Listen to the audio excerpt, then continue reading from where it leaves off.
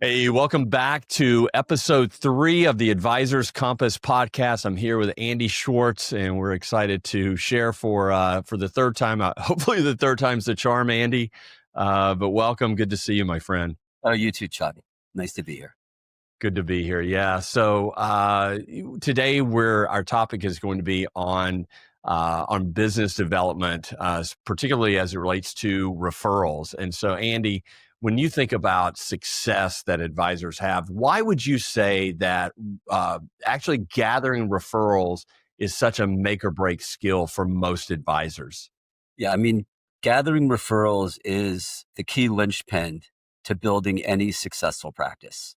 And the reason for it is when you think about it, referrals are the lifeblood of our practice.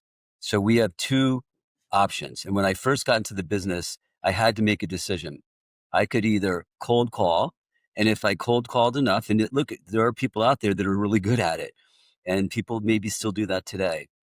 If you're willing to make hundreds of calls a day and be hung up on hundreds of times a day, but maybe 3 or 4 times a day not being hung up on, you can build a fantastic practice. I am not that tough. I just wasn't. I'm not built that way. I take things personally. So for me, I made a decision right away that if I was going to survive, then I had to have qualified prospects to talk to. And the most efficient way to create qualified prospects, and I would say the throughput and the success rate, of those prospects, it's always a referred lead. And so I made a decision from the very, very beginning that whether it was a first appointment, a second appointment, a close, a client, someone sitting next to me on a bus, I was going to prospect and prospecting personally, and I was going to ask for referrals and any engagement. And it's going to sound crazy, but this will be my first, let's talk about this. And again, you newer advisors are going to think that, I'm out of my mind. And this is when I was an insurance agent. So I wasn't even an advisor, but on every first appointment, I would ask for referrals. And these are people that I just spent half an hour with, and it was most likely some resident, in a hospital in an on-call room. And I would always end, my appointments the same. And that the ending of the appointment would be, Chuck, do you have any other questions for me? Is there anything else we should have talked about? And he or she would say no. And I say, okay, well, based on what we talked about today, this is what I think, I'm going to come back with, and I'm going to maybe show you some life insurance or some disability insurance or whatever it could have been. And then we'll meet again and see if I can be of help to you. Now you might wonder how I get paid. And the guy or the gal will say, yeah, I was kind of curious how you get paid. Well, I get paid in 2 ways. The first way that I get paid is if I can come back to you and I can solve one of these problems for you, life insurance, disability insurance, rollover IRA, help you with something, then, the carrier, the institution will pay me. But the second way that I get paid, and much, much more importantly for me, is by referral. Because that's how I got here today, Chuck, because, John was nice enough to say I should reach out to you, and here we are. So whenever I sit down with somebody for the first time, I always get 5 referrals. And then I shut up. And again, the psychology, and we can talk about psychology and setup and what we need to be thinking of what the clients are thinking.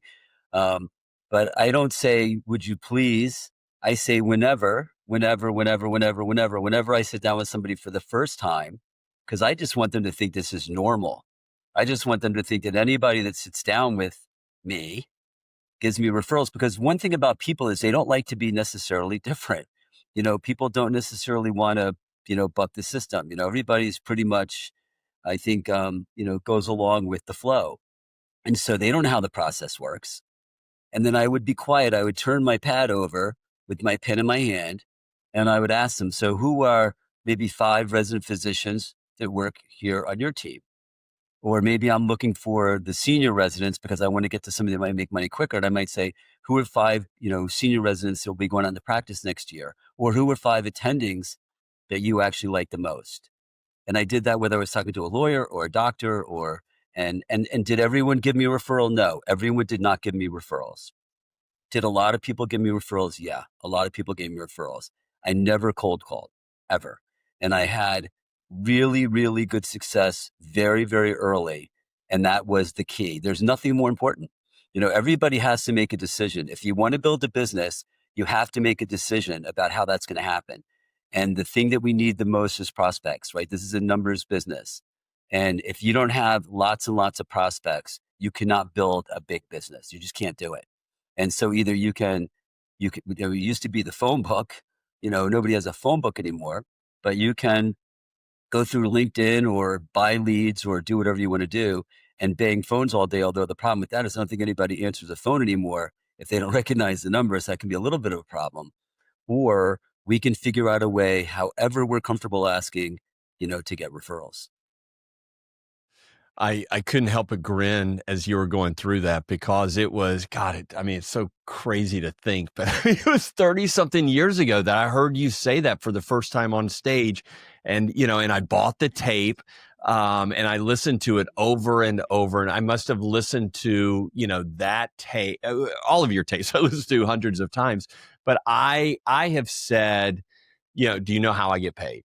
And everyone gives me 5 names. I've said that thousands of times. And I honestly, and this is really for the new advisors that are hearing this, I honestly do not think that I would be sitting here right now today and have be in the position that I'm in and be doing what I'm doing had I not heard that language in the very early 90s, because it was the difference between me making it in the business and I really honestly believe not making it. And I know a lot of guys could say the same thing about that language and about developing your philosophy of asking every single time, even in first meetings. And whenever you do the math, if you wait until the close or you wait until they buy, Right. it's going to take decades to become successful. Right.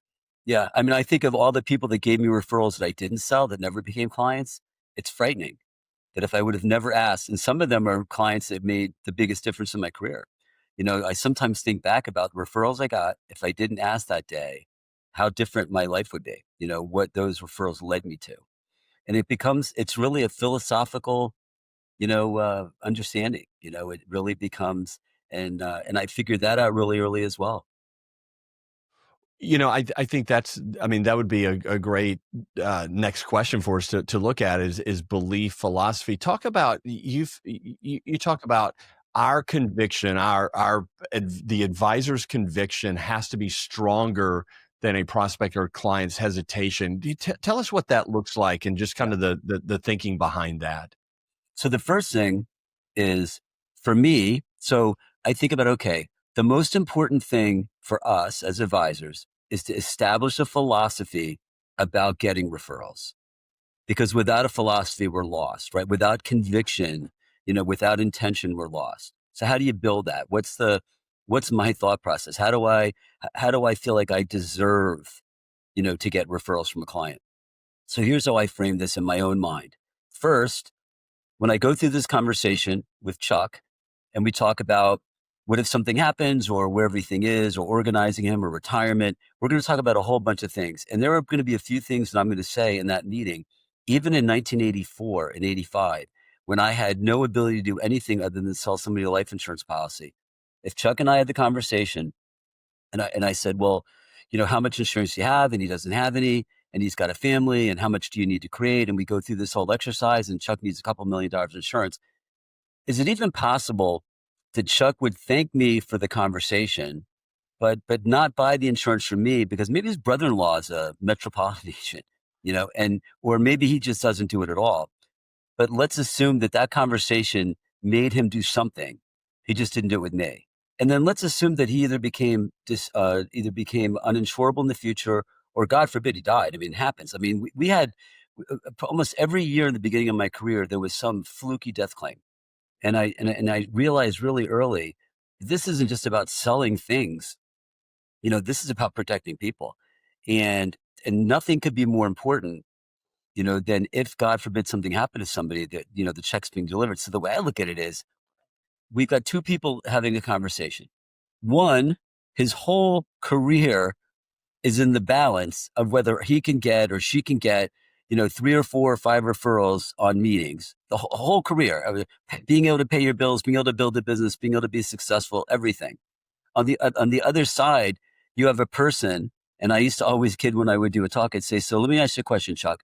Do you think that your prospect, your 10 o'clock appointment this morning, do you think that before they went to bed last night, they said, hey, we're going to see Andy Schwartz tomorrow. What is our philosophy again about giving referrals on first appointments? And everybody chuckles, right? I mean, that's absurd. Of course, they didn't have that conversation because it doesn't matter to them. It's meaningless to them. They don't even think about it. So, but for me, when I put my head down on the pillow at night, what I think about is if I can't get 25, 50 referrals a week, then I can't make this thing happen. I can never build the business that I want to build. So for me, it's everything. For them, it's nothing. So did you ever get into an argument or a conversation with somebody and you weren't very passionate about it. You weren't very well versed in it. You weren't really very well prepared. And it was the most passionate, subject for them. And they were really well versed and you just get obliterated. You're like, okay, you're right. I give up. Right.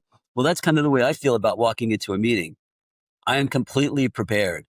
I have my script. I know what I'm going to say. I know who I'm looking for. I know who I'm asking for typically. And they're completely caught off guard. It doesn't matter to them. It means everything to me. And here's the thing. If you don't get the referrals, it's okay. Because what we have to do is we have to start planting seeds in people's minds that we want the referrals. So every time we go through an exercise and we ask for a referral, even when we don't get the referral, something positive happened because we're telling them that we are growing a business and we are interested in meeting people that they know, people that we can help. And so that when they're at dinner a month from now and somebody says something, it's already in their subconscious. And they're like, oh, you know what? My guy is definitely interested in having a conversation with you. I'll make that happen. If you never ask, 90%, 95% of advisors never ask. They never ask. I bet 50% of the clients out there, don't even think that we want the referrals. They might think that you're too busy. They might think that your practice is closed. I was at an event a couple of weeks ago, and it was a women's event, and this was very interesting, and I've got to find out what it is. Invitation only practice. So I assume that means you don't ask for referrals because it's invitation only. So I'd love to understand what that actually meant. But to me, I want my clients to know that we are growing and that we are interested in working with people that they care about and people that they know. And anytime I can remind them of that, and there's lots of different ways we do that, it's really, really important. So a couple of thoughts and a couple of follow-ups. One thought as you're saying that, I'm reminded of a story in Think and Grow Rich by Napoleon Hill. And he's talking about the power of conviction. He talks about him witnessing, and not him being Napoleon Hill, but I think the guy's last name was Darby. Interestingly enough, he went in the insurance business, but he witnessed his uncle have a sharecropper's daughter. They said this little girl came into where they were and walked up to this man who was really a mean man, he described, and said, my mammy says she needs 50 cents. And the guy said, you get out of here, I'll take a switch to you. And the little girl didn't move. And he said, my mammy says she got to have 50 cents. He said, you get out of here, I'm going to whoop you. And the girl took a step forward and said, my mammy says she got to have 50 cents. And he said, the man sat there and looked at this little girl, reached in his pocket and took out a 50-cent piece and gave it to the girl. And Darby says that witnessing that, he recognized that the power of conviction, whoever believes the most is the person that's going to win in any 100%. situation. 100%. And so what you're describing there for our listeners, especially the newbies, the under fives, but it's everyone, we have to believe whatever it is that we're saying. And when you have that conviction, and again, Andy, you just exude it all the time that I've witnessed is, look, this is the way it is. And so they're going to buy into your conviction. That's what I hear you saying and what I'm reminded of. A question that comes when you say that, what about the advisor today? So we could play the mind game, back when we were, insurance guys about, well, this person, I deserve to get it because this guy might go and do it somewhere else. What would you do now, from an advisor standpoint? What's the game that we play on why a newer advisor would deserve that referral in that first meeting? Yeah, I mean, look, as little as you think you newer advisors, you know 10 times more than these people know. I mean, you really do. And if you're having conversations, like really good, smart, honest conversations with people, then at the end of the day, even if you're only 2 years in the business or a year in the business, I mean, we don't realize how much we learn every day, and mostly by making mistakes and embarrassing ourselves. So every day I would go out there and every day I would embarrass myself in some way. Somebody would ask me a question. One that I'll never forget, guy asked me, are these performance numbers pro forma or are they real? Oh no, they're real. I didn't even know what pro forma was. This is like in the in 1986. Then I go back to the office. I'm like, pro forma. And I call, no, those are pro forma numbers. Like, and I call the guy back and say, I'm sorry, I made a mistake. And I think he appreciated that because he's a huge Mm. client today. But you have so much more knowledge and so much more information, that you are learning every single day. We're like, it's like an infant, we're like sponges with all this data. And most people have very, very little understanding about how so many things work. And all these little tidbits. You're in New York. Oh, by the way, you realize that if you're above $7.16 million and you die, you've got, if you're 5% above that max in New York, there's a 15% inheritance tax. Oh, geez, I didn't realize that. Or that, and by the way, that is included to your insurance, your home, your assets. So why is your insurance not an insurance trust? Now, maybe that person has everything they need and they like their advisor. I mean, I'm gonna pick up a very large case next week, and it had nothing to do with assets. It had everything to do with that. It had everything to do with why, what older couple, father died, and we're just going over all of that. So I had my whole team putting together, the whole estate plan and the taxes. We're on the phone with the lawyers. We're reviewing the trust. We're going to take all the money. We're not even going to talk, that's just a foregone conclusion because we are the advisor. And so your knowledge and your information and your conviction about whether it's they need to save money, they need to protect their families, they need to save for college for their kids, all those things, your conviction is very, very valuable, for them. And it's certainly worth, you know, sharing. It's certainly worth sharing. And if we believe, and Chuck, we talk about this almost every episode, that if we're the advisor, number one, then somebody else isn't. So you better be a good one, because if nothing else, you're preventing them from being a good one. And how many people are out there that are being badly served? A lot of them are being served just fine, but how many of them are either being badly served or they're not being served at all? And so, the more people that we can help, the more people, which is, again, it's a beautiful thing about our business. What I love about our business is that 90% of the public does something every day that probably doesn't matter. It just doesn't matter. They go to some big corporation and they have some job and they're a cog in the wheel. And at the end of their life, God bless them, they could be awesome people. But I'm not sure if whatever they did every day really mattered to anybody.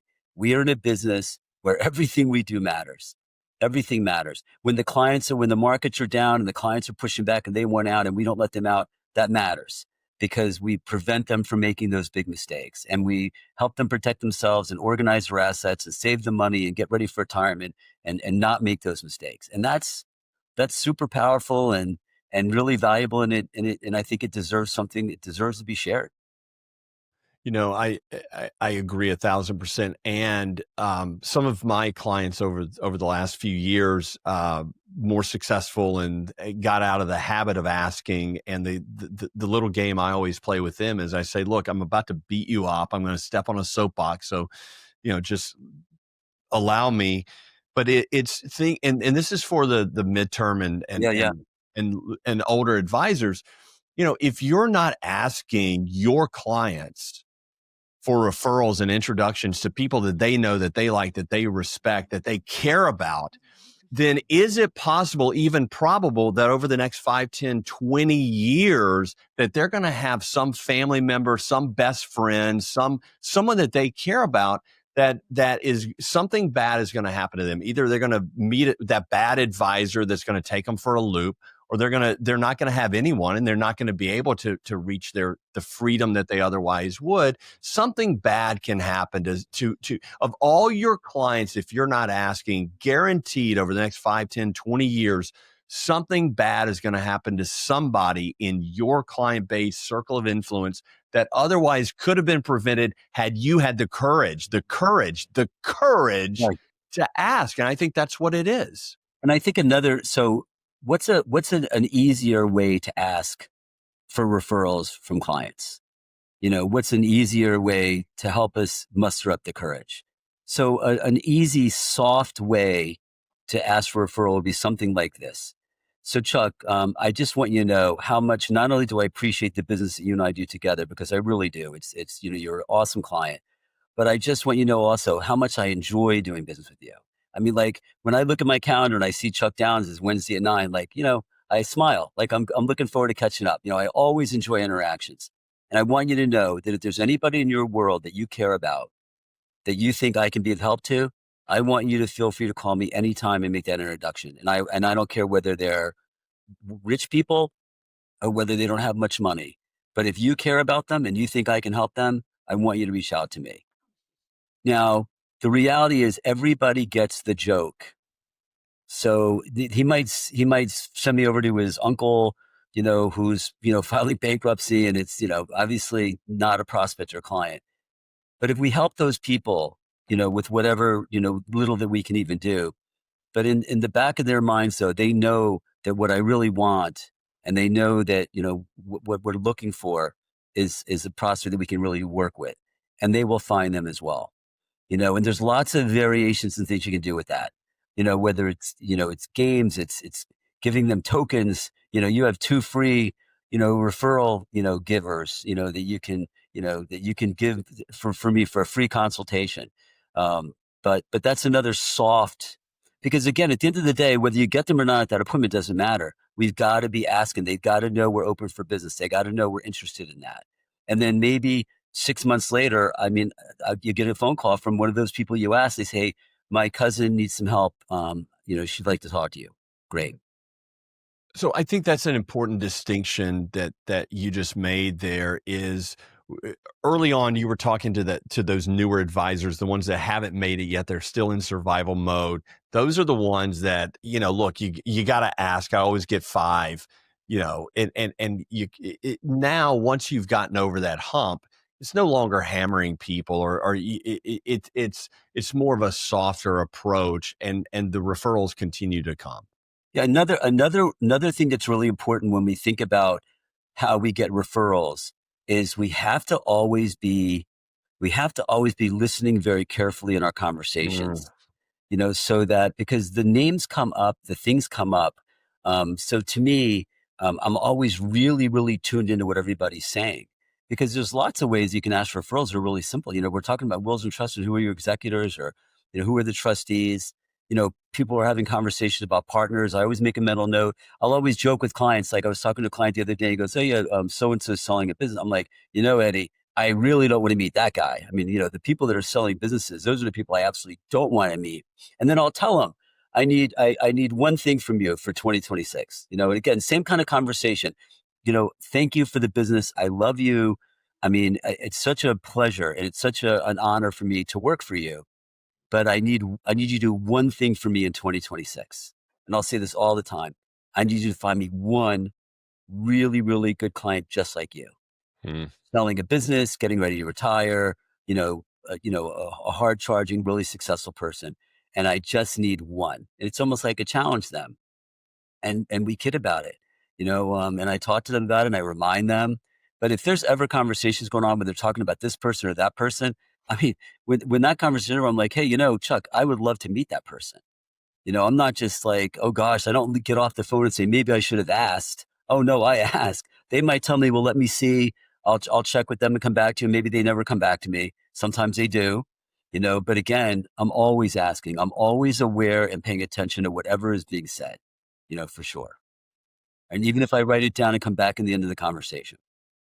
One other key concept that I can remember, for 30 plus years, you sharing, and interestingly enough, I witnessed this. It was 93 or 94 when you invited me to come and spend a day in the field with you, and our lunch was one of these meetings I'm about to describe. But talk to us about what many people would call centers of influence. The first time I heard you talk about it on the stage.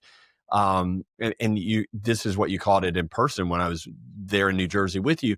You called it the concept of the apostles. And Correct. so talk to us and talk to our listeners about the concept of the apostles. Yeah. If you want to grow your business dramatically, you have to become an apostle. And so I heard Zig Ziglar say years and years and years ago, maybe in the 80s, if you want to get what you want, you help other people get what they want. And so, and this sort of ties into this idea of center of influences. I don't think that lawyers and accountants or any other professionals, PNC people, whatever they are referring us business because we are so much better than everybody else, because it's a pretty noisy environment.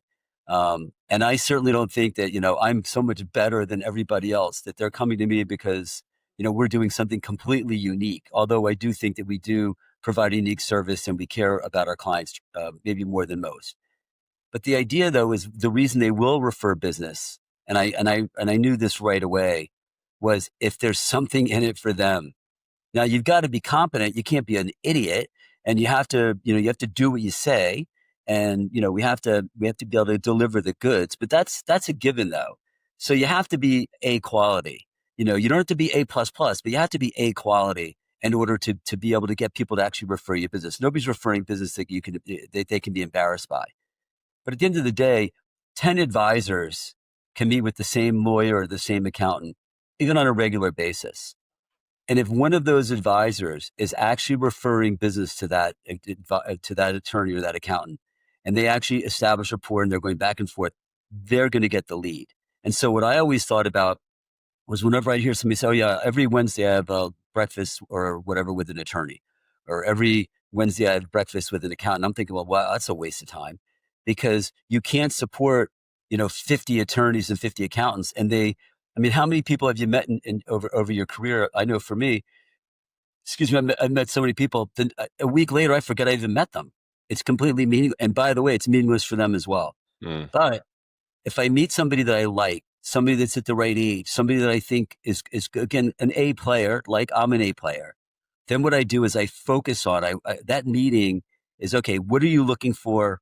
Who's your ideal client? What's your sort of specialty? What's the pitch? Because now what I want to do is I want to flood the zone. I want to give that person 3 or 4 or 5, 6 referrals in the next 3 or 4 weeks. And I want this person to say, holy crap, I better engage with this guy, because this is crazy. And because think about it, we're the activity people. They're not really the activity people, right? We're the activity people. I mean, we can bump into, 5, 6 people a day. And so the idea is that if I open a case, or if I just meet a prospect, even if there's nothing there for me, but if I ask them about their wills and trusts, or if I ask them about who's doing their accounting, or I ask them about who does their PNC coverage, or I ask them about all these different things, I have my list of who I'm apostling for. And if I did nothing else but get a couple of referrals from those guys, that's an enormous win, because now I have 5 or 6 professionals that are working for me. So now they're all out there. So when I'm out there with my prospects, they're out there with their clients, and they're prospecting for me because they want this to continue. They want it to continue. And I think about some of the, clients that I picked up over my career from those sources. And I think about what they've referred me to and how large they've become. I mean, it's huge. I mean, it was life changing. And so again, but we have to be intentional about all of it. We don't just go to a meeting and talk about golf and whatever. Nice to meet you. And now we're acquaintances. And then I'll see you at the Rotary meeting in 6 months. I mean, that is just meaningless. It's completely meaningless.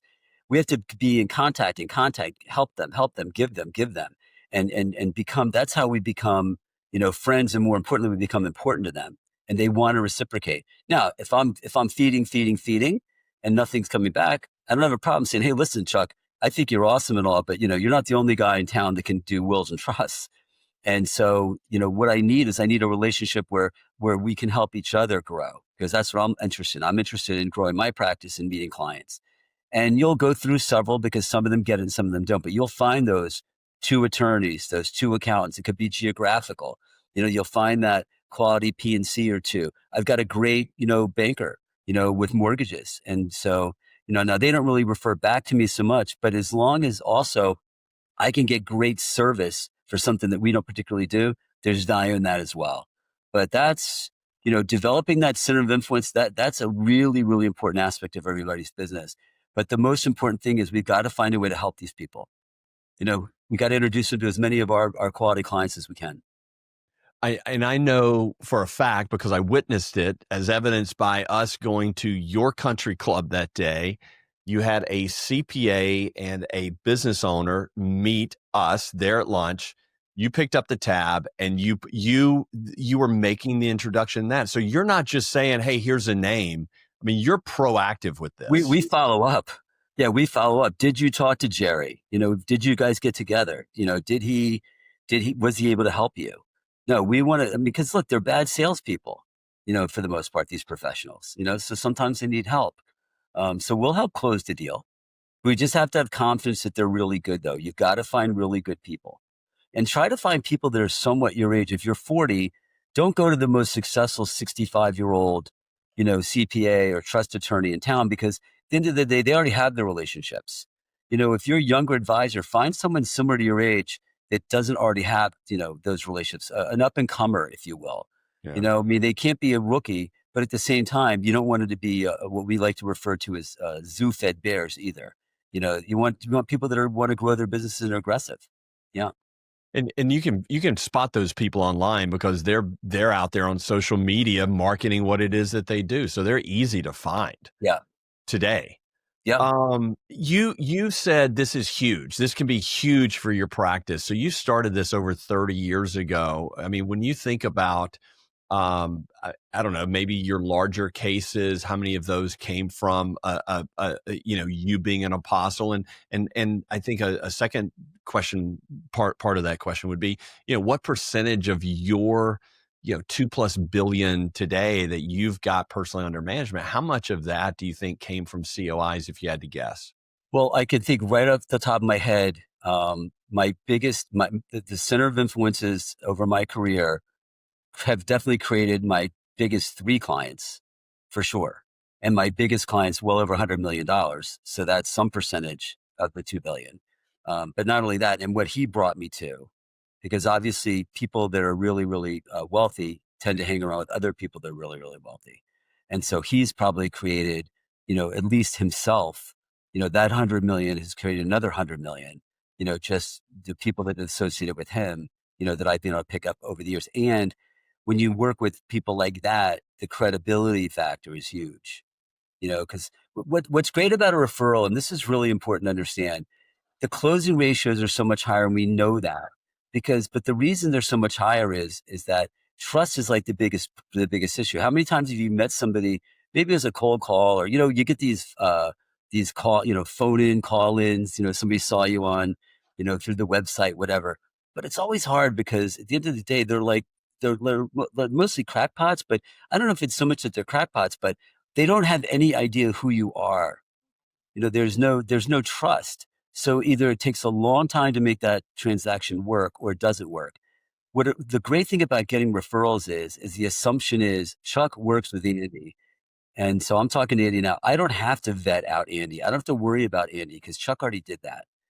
And the better the referrer, meaning the person that people know are people that really do their homework, the better it is. And so you really shorten the cycle, by working with people that and they know. And that's the beauty of referrals. It just shortens up the whole process. Mhm. And your win percentage, is huge, because they don't have to worry about, whether you're good, whether you're honest, whether they can trust you. That's all done. Now the question is what you're showing them makes sense or not. Yeah. It totally makes sense. I mean, the efficiency, the effectiveness there is mind blowing, I'm sure. Why do you think? Why do you think most, or maybe not most, but probably, yeah, probably 51+% of advisors don't ask? Why do Oh, you it's way think that? more than that, Chuck. 90% of advisors do not ask for referrals. 90%, 9 out of 10. I mean, that's a Why, fact. and why do you think that is? Is it? Is it fear? Is it their mindset? What's your Yeah. observation of why that is? So why did 90% of advisors not ask for referrals when we know that the most important thing in our career is getting referrals? I think part of it is a fear of rejection, that it's that uncomfortable. We're having a really nice meeting. You're happy. Everything's great. Now I'm going to I'm going to ruin it by putting you on the spot. I think part of it is people don't have enough appreciation for themselves and what they're doing. If you really believe that the world and the people in the world are better served by you serving them and not someone else, then I'm just trying to help people. I just want to improve the situation for people that you love and care about. That's all I'm asking. If I look at it as I'm asking you for something just to benefit myself financially, well, then maybe that feels a little ickier. And maybe that's part of the problem, that people don't give themselves enough credit, for what we're doing here. But to me, everybody's better off working with us than not working with us. And I know that, the care we give, the attention, my team, all the things that we do for these people. We work really, really hard for our clients. So to me, I know that they're better off. So if I know that, then all I've got to do is be intentional about how I live my life and how I carry on, day to day with my prospects and clients. And I'm very intentional. Another thing, Chuck, another great source for referrals that's maybe a little bit easier is kids and parents. We do a lot of business and we get a lot of referrals, and it's an easy one. The parents there's a lot of money with these parents. And so what you do is I don't say, hey, how much do your parents have money? And by the way, can you introduce me to them? What we talk to our clients about and prospects about is, do you know whether or not your parents have done the appropriate planning? And, you can kind of get a sense, if you have a conversation, you get a sense of who has money and who doesn't. Parents, it's in 5 minutes, you can have a conversation. So if we think there's money, if it would be helpful for you, Chuck, I would be more than happy to kind of review your mom and dad's situation. And if they're in New York, for example, and just make sure that they are paying attention to this New York inheritance tax. Because again, remember, if they don't do the right planning, it affects them, right? Because they're the kids, they're the ones inheriting the money. And we just want to make sure that things are in order. Would love to meet them, happy to be of help. And we pick up a lot of it. We go downstream a lot. Now, a lot of the downstream isn't necessarily super profitable early. That's really more like planting seeds. But there's two reasons why you want to go downstream. One is that especially for your biggest clients, we want to know the kids. We had one of those calls last night. My junior, God bless her. I was supposed to be on the call because it was the first call, and I was just so tired. So she said, why don't you just get out of here? I can handle the call. Nothing. I mean, they make 200 grand. They have no money. They have two kids. I mean, there's nothing going on there. But mom and dad have a lot of money, and she's the only child. And so, when you think about the value of your business and, does it matter that you've got second generation locked up? It matters a lot. And then every now and then, one of those kids is fabulously successful. And I have a bunch of them as well. And so the idea that we're not having conversations about generational wealth, that, hey, we like to think of our firm as being a generational wealth advisory firm. We want to work with you. We want to work with mom and dad, and we want to work with the kids. We want to serve, all three generations. Let me help you do that. And that's just another way of getting referrals, Yeah, and we've had a lot of success with that. Yeah, for sure. love that. That's a great one. What I heard my interpretation of what you said, why advisors don't ask is it's really the story they're telling themselves. And so what you're saying is the story they're saying is, I'm going to get rejected. I'm maybe not good enough, or I'm not worthy, or whatever that story is. And the story that you're telling over here is if I don't do this, people that my clients care about could be in a bad situation. And this is, you're telling a completely different story than the advisors that don't ask. Well, look, we have something to offer, right? So we're asking for something. I think people are uncomfortable. Look, I don't like to ask for something for nothing, personally. Like, to me, I want to give as much as I take, in my life. I don't want to take, I mean, life can go both ways, but I think we want to give, maybe we want to give more than we take. Well, if you know that what you're offering has real value, then yes, I'm asking for something. I'm getting something. I'm getting a referral, but I know I'm going to give back so much more. And that's what we have to understand. We're not just asking, we're not just taking, we are giving. And we can't give if we don't have people to give it to. And all we're asking these people to do is facilitate, that process. So, because we want to give more. I mean, I want to do such a great job for these people that it was the greatest, thing that ever happened to them and their families as far as their wealth goes. And and we just were glad to be there to do that. So I do think it's reframing. And then I don't know, is it maybe a little ego where maybe people feel like if you're Mm. asking for referrals, that maybe people think you need them, and maybe your business isn't what you want it to be, so we pretend. I mean, every advisor you talk to, or every time you meet someone that has advice, oh yeah, you might have heard of them. They're like, and when I was in a system, it was really funny because you knew who everybody was, and and they would always say the same thing. I work with so and so, in Minneapolis, or I work with so and so in Nashville. Yes, you've probably heard of him. He's like the biggest advisor, because because maybe he was like number one in his agency or something, and then they put this stuff out to people, right?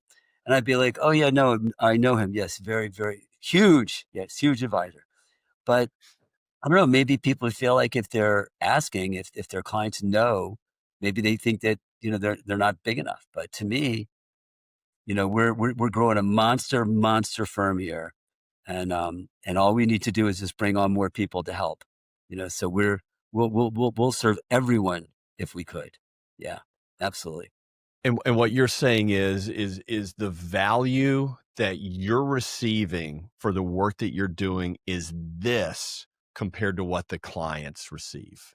And most It's people don't focus. Most advisors don't realize that. They don't think about that. Yeah, it's a win. Look, it's a win-win. I mean, I'm never comfortable asking for something for nothing. I'm never comfortable. Look, I don't like to ask for favors. I hate asking people for favors. If I ask for a favor, I want to make sure that I can give back twice what I've asked for, because otherwise it makes me really uncomfortable. And maybe a lot of people are like that. But I know that what we're giving back is so much more valuable than what we're asking for. And so to me, yeah, we all have to recognize, that these people are better off with us than without us. And if that's true, and if it's not true, then make it true. Make it true. Get yourself into a place where that can be true.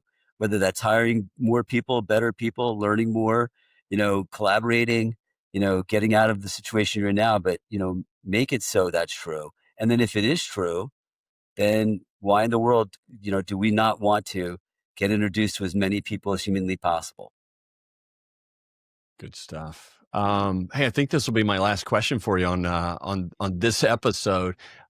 If an advisor wants to develop that referral philosophy and they want to make sure that their conviction is stronger than their prospects or clients' hesitation, what would be a first step or two that you would say, "Hey, take that this upcoming week or this week, and you're going to be well on your way to developing a great referral philosophy and making a major impact in your clients' lives."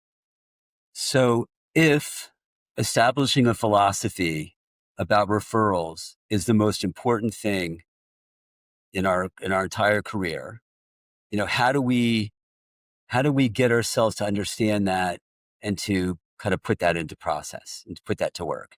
What I would say is the first thing I would do is I would look at the clients that I have, and I would see where did they come from, especially the ones I really care about.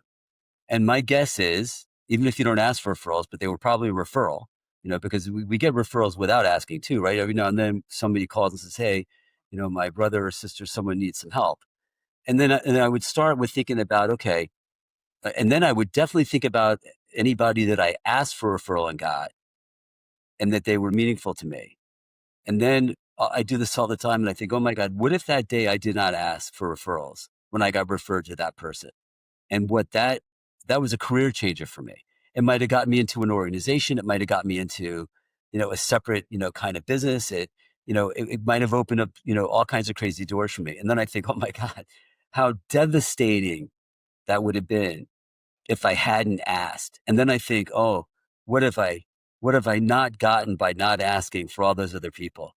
And it's almost like you have to make it like it's an urgency, that you have to walk into a meeting and be able to tell yourself and know that if you do not ask for referrals today, it is very possible, that you basically pulled a diamond out of your pocket and threw it into the ocean, Sure. because it was there. and all you had to do was ask. And it doesn't cost anything to ask. It does no harm to ask. And look, I'm not, people, my wife knows this. I am basically an introvert.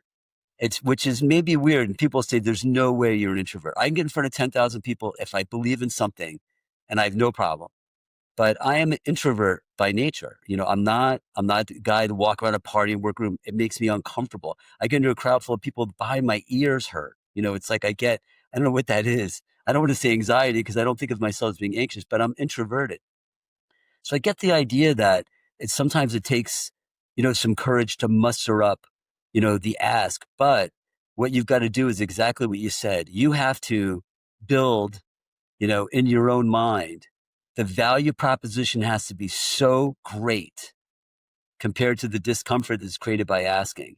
And then it's all about the power of intention. When you go into a meeting, you have to be prepared. If I'm going into a fact finder, I know what the beginning looks like. I know what the middle looks like, and I know what the end looks like. When I'm reviewing, when I'm just doing a client review, like, I have a client review this afternoon. I've got, 10 names here, so, my guys give me the sheet. I have 10. Now, here's the thing, we were all using these things, AI, information and whatever. And some of it works, and some of it doesn't. But even if I ask this guy, and I run these 10 names by him and he doesn't know any of them, it's not like it's fine, because at the end of the day, I'm asking and I'm saying, well, okay, that was kind of ridiculous. I guess this software doesn't work. So I would say, hey, listen, we're using a new software and there's like 10 names here that, you're supposed to know. I don't know if you know any of them, but do you mind if I run through the names? He's like, no, that's fine. And then I run through them like, wow, 0 for 10, or 2 for 10, not very good. I'll have to talk to my IT people about that. But with that said, is there anybody that you do know that I might just be interested in meeting? And again, I always say, look, I don't care if they're interested. You have no way of knowing if people are interested. They don't have to be looking for an advisor. It doesn't matter.